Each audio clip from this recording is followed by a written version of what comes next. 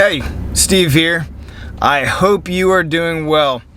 I've got a personal story that I wanted to share with everybody because I think it might give some insight of the past and where we're at today. And also, I'm going to explain why I'm not buying a house in 2022. And we're going to talk about a handful of things that, maybe if you're on the fence of buying or not buying, this might be able to help educate you on whether you're going to make a decision to buy or not. So let's jump into it. So in the early 2000s, I was a lot younger and I was all about real estate, and I got my real estate license in 2003, and I had a burning desire to buy a home as quickly as possible, and I did. I bought my first house and I did a house hacking on it, which I highly recommend if you're going to buy a first house and you're just starting out. It might be ideal to do house hacking. So basically, I bought a single family home and I rented it out to my college buddies. So basically, I lived for free in this house.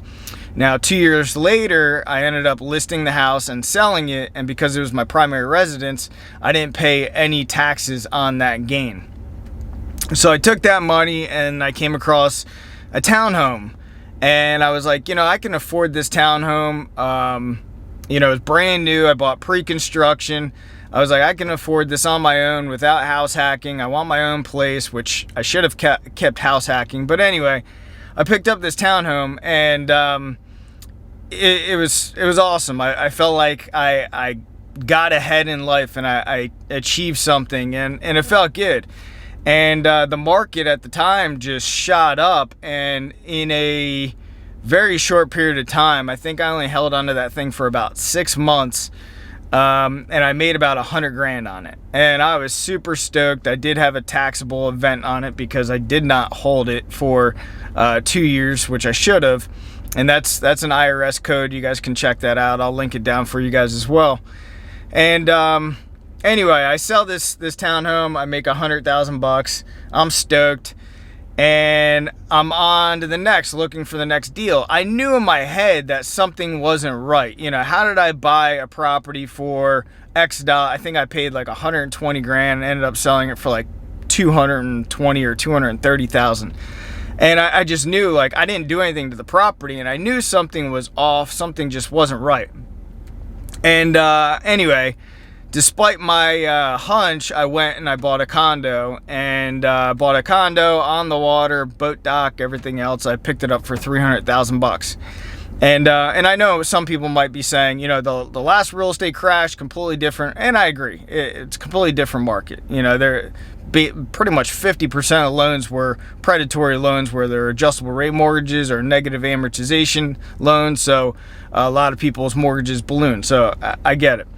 Anyway, the market turned, and my commission dollars decreased. People were backing out of contracts, and they were backing out of real estate deals, and my commission dollars were decreasing, and I started to feel the strain, and I got nervous, and I had a big mortgage, and I was living way above my means.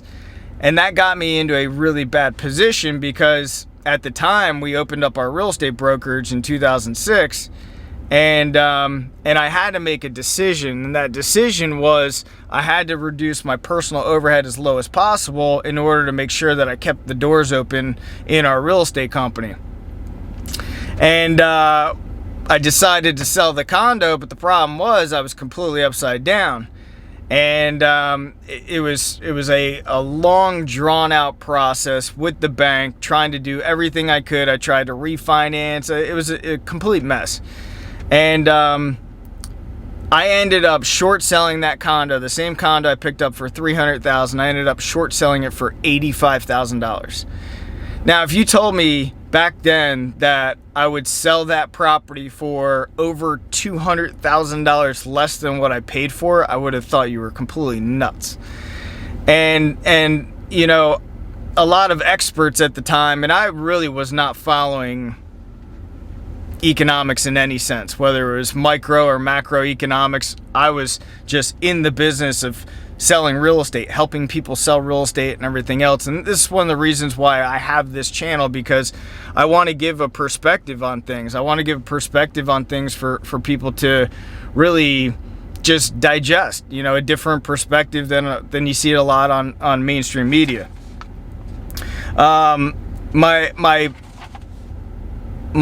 Like I said, my commissions decreased, and I think we're starting to see that in what's going on right now, especially with the stock market. And we're going to see mass layoffs. We're already seeing mass layoffs.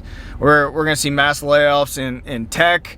You know, with us heading toward a recession, it's inevitable that we're going to see a lot of layoffs. And I think a lot of people might have false sense of security of the job that they have. And I think it's important just to be cautious and careful. And I think it's important also to live below your means. So here I am today. And let me just give you a shot real quick. I'm in my truck, by the way, because they were pressure washing. It was really loud. So anyway. So sorry about that. This is the condo I currently reside in. I just sold it. Okay, I sold it in April 2022. I picked it up in November of 2021, less than 6 months ago. And it's a 3-bedroom, 2-bath condo on the beach. We love it. We picked it up for $700,000. And I thought, we're gonna be here for a long time. And we fixed it up and we did some stuff to it, and you know, we put it on the market just to test the market out. We put it out at 1.2 million bucks, included a boat dock, a boat, everything, turnkey, furnished. And there's not much inventory here over on Bonita Beach. And we listed the property, and literally day one it went into contract. And it went into contract pretty damn close to our asking price. So I'm looking at it like I saw back when I bought that townhome and I made $100,000 for really doing not much. And I'm looking at today's market, and I'm looking at so many different factors that have been propping up the housing market. And I don't want people to make mistakes like I made, which again is the reason for these videos, is the reason for my entire channel. And I'm seeing the same things, but differently. And I said in another video that if we do have a housing crash, how we got there is different, but the devastation is still the same. And I think that's why I'm making this video, because I'm taking the cash, even though I'm gonna have a taxable event there. I'm taking it and I'm sitting on the sidelines because I can see what's going on in the markets. And you know, I see other people commenting too on this channel, like, you know, we're in our market, things are going crazy. And yes, every real estate market is different. And I'm seeing people say, like, you know, these institutional investors are buying up everything. And I'm going to get to it a little bit later in this video, if you guys stick with me, about the institutional investors and how they could devastate the housing market potentially.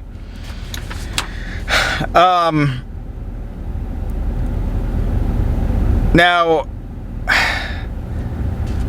if you guys are of the same mindset, there's some things that I kind of want to discuss as well.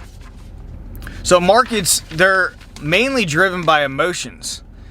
And we're seeing that right now, obviously, in the housing market. Just things went insane because FOMO, fear of missing out. And we're seeing it in the stock market, and people are just cashing out, and the people that stayed in, they're losing a lot of money. And unfortunately, I think that a lot of people's retirements are getting wiped out. And I saw that in the last, you know, the GFE, the Great Financial, or GFC, Great Financial Crisis. And I saw a lot of people's retirements get wiped out. And I'm talking baby boomers, and some of which I know are still back working when they were retired. They had to come out of retirement. And I think we're going to see that again. And I think it's unfortunate. And, you know, emotions lead markets. And now Warren Buffett said, this is such a great quote, and I've said it in other videos, be fearful when others are greedy, and be greedy when others are fearful. So basically what he's saying, when everybody's being greedy, they got the FOMO, they're buying speculation, they're putting a ton of money in, that's when you should be just sitting back and chilling. And then when everybody's fearful and they're selling off and markets start to go down, that's when we want to get into the market. That's when we want to buy. And that's what I'm going to do on this channel. And I'm going to bring you guys through deals. And when these deals hit, I'm going to show you what we're buying. I'm going to go through those processes. I'm going to go through the process of finding foreclosures and pre-foreclosures. And we're starting to see an uptick there as well, because we're going to have a huge backlog of it. Berkshire Hathaway has stockpiled 144 billion in cash, and that was announced in their last meeting, their annual event, and that's a ton of cash. I think their value is like 800 billion, something like that. I'm not 100% sure, but 144 billion in cash. And they have insurance companies, so they have to ensure that they have adequate funds if devastation happens or whatever, but they have a ton of money sitting on the sidelines ready to invest when the market goes down. And I think there's something to be said about that. There's a takeaway that we should be looking there, both in the stock market as well as housing market. I've made, after I short sold that property, I vowed that I would live below my means, get financially free, and become wealthy that way, instead of leveraging and trying to keep up with the Joneses per se. And I think that right now, once that happened, I ended up buying a condo for $21,000 and paid cash, and I was so stoked because my cost of living, I think the HOA fees are like $300, real estate tax for another $100, utilities maybe another $150. I mean, my cost of living was minimal. And then I was helping a lot of people do short sales and everything else, and all that commission money I was able to stockpile.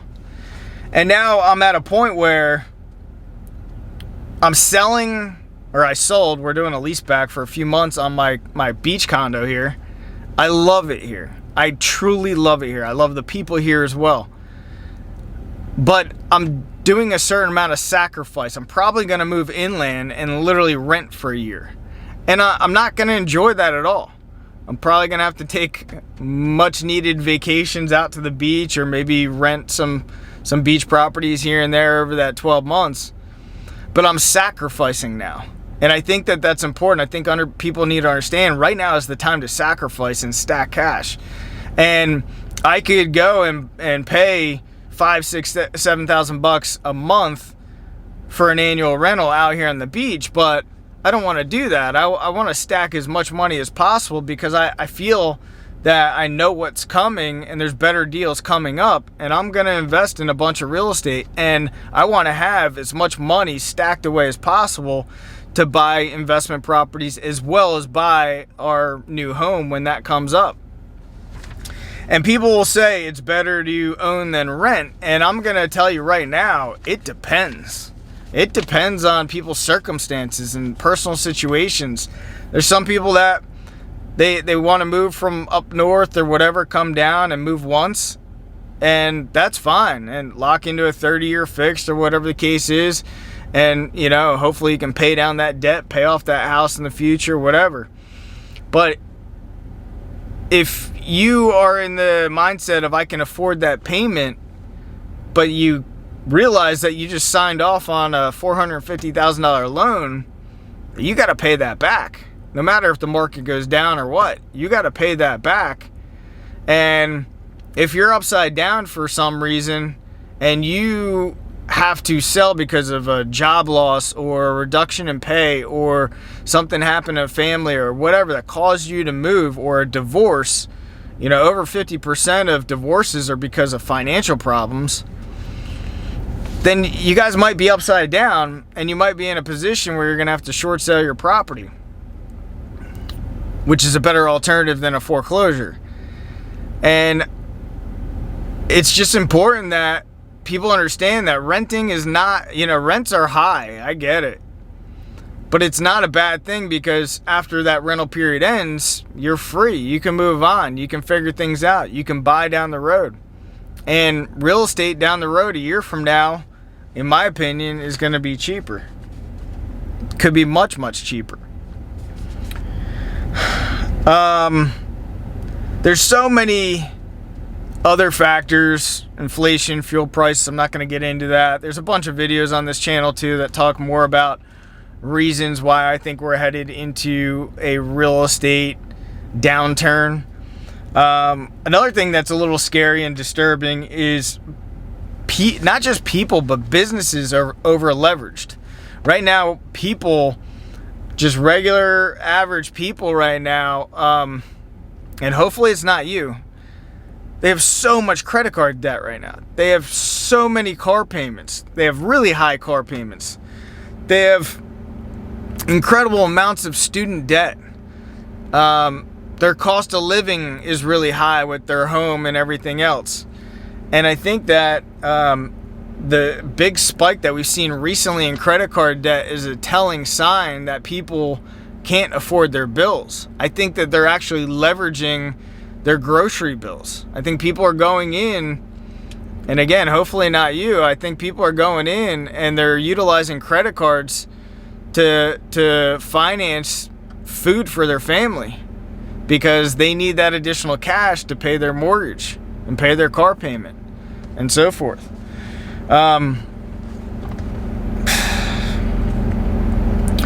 Right now we have low inventory. Even here in Southwest Florida, we're seeing market shift. We have low inventory. I'm of the mindset, let people fight it out. Let other people fight it out, not you. Let other people fight that war, and they can win those wars. I'm of the mindset I don't want to partake in that. Unless I'm finding an off-market deal or just something that's just incredible that jumps in front of us, I won't be buying a house in 2022. I'm not gonna partake in that kind of fear and that kind of fighting. As mentioned, and if you guys are in a position where you got to rent something else, can you guys rent something smaller and stack that money away, or can you go a little bit higher and have something that has additional bedrooms that you can have a family member living and paying rent as well? That brings down your cost basis for rent. If you can do that, that's more money to stack away that is going to be good to have, especially in the downturn. As I always mention on all this on all these videos, I think financial freedom is so vital and so important, and it's life-changing. And when you can get there, your life does change. So right now, I would say get out of debt, sell stuff you don't need. If you guys have toys right now, you could probably get close to top dollar. I know the used car market is starting to shift right now, but if you have, especially for financing like boats and everything else, get rid of that stuff. I think that there's going to be a time where, we actually want to pick up a little travel trailer, and they're expensive, but I see prices coming down on them, especially at fuel prices. I anticipate I'm going to get some of these travel trailers for probably half the price than what these people paid for recently. And I'm waiting and I'm just watching these, but I'm not being emotional about it. I'm being very patient, and patience is very tough. It's very tough. In our local market, we're seeing prices are declining. We're seeing a lot of price reductions. Days on market are going up. I'm seeing a lot of properties come back to market. Some of the properties are not appraising, and some people are just getting priced out because of mortgage rates. And the higher mortgage rates are costing people a hell of a lot more money in interest, And I think people are getting a little nervous, and it's starting to show here in Southwest Florida anyway.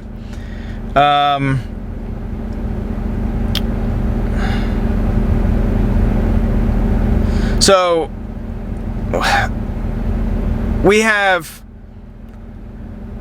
things that were propping up the housing market. We've had the foreclosure moratorium. That inventory is going to come to market.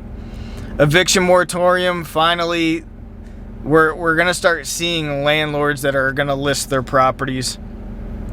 We had the forbearances. Some people are not going to be able to restructure their loans. Some people are in 40-year mortgages now, which they're indebted for a long period of time. They're going to pay a hell of a lot more money and interest on that too. We've had artificially low interest rates. Obviously, they are not low anymore. Fed just increased 50 basis points. It looks like they're going to do another 50 in June. What do you think that's going to do to mortgage interest rates? They're going to go up. Credit card debt. If you guys are in if you're in credit card debt, please get out of it, because it's going to increase every time the Fed increases rates. That's going to go up, along with a lot of other debt. It's all going to go up, and obviously trillions in stimulus and a lot of things that propped up the housing market. But speaking of the short-term debt, I see comments all the time, and people are like, oh, the institutional investors, they are competition. They still are in some markets. But we saw what happened with Zillow. I think that got brushed under the rug in terms of their liquidation event, and I think that they were smart by getting out when they did and liquidating all the houses that they bought. But I think we're going to see, especially the short-term debt, as it increases, we're going to see institutional investors sell properties. And when they come in with cash offers, everybody thinks that they're paying cash. And they are for the house, but they're backed by debt. And a lot of it's short-term debt. It's not your 30-year, 15-year fixed interest debt. It's not. And unfortunately, some of these institutional investors and some of these funds are owned by pension funds. And I think that I have another video. I'm going to link it for you guys. I read Robert Kiyosaki's book on basically the pension fund pension system and the crisis that's going on with it. And I think we're going to see a lot of that surface. And unfortunately, I think a lot of people that are relying on pensions are going to be in really bad shape. And I'll link that video below, because it's scary. And I think a lot of pensions have been mismanaged over the years, and they need to make a certain rate of return. And if they don't, then they're basically in a negative position. And a lot of people have been robbing these pension funds, doing very risky trades and putting them into very risky investments like commercial mortgage-backed securities. I did another video on this, and I encourage you guys to share this video as well as that video, because if the U.S. housing market is tied to the commercial mortgage-backed securities, we're going to be in big trouble. And it came to fruition through this Reddit thread, and I reviewed that thread. I just want it to be a conversation piece. Now, commercial mortgage-backed securities is in trouble as it is with commercial real estate. Even Blackstone just gave back a building in Manhattan, and I have it linked in that video as well. And everybody's like, oh, Blackstone, they're extremely successful and they win all the time. No, they don't.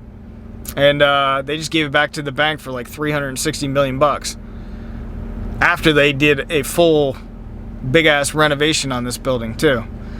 That video alone, that thread, scares me, because if these institutional investors start to sell and flood the market with all these backed foreclosures that are going to come to market, they are going to come to market.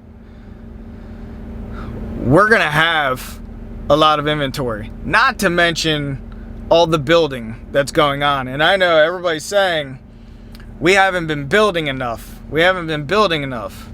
And I don't think that's the truth. And I think that we're going to have a big supply of new construction as well. So I think new construction, potential institutional investor inventory, as well as foreclosures, as well as the guy that got into a 30-year fixed interest rate at 3%, good solid rate, but got a divorce, needs to sell the property, and now they're kind of upside down. Potential short sales coming to market, more foreclosures coming to market. Anyway, that's the reason why I'm not buying in 2022. Let me know your thoughts. If you made it this far, I appreciate you guys so much.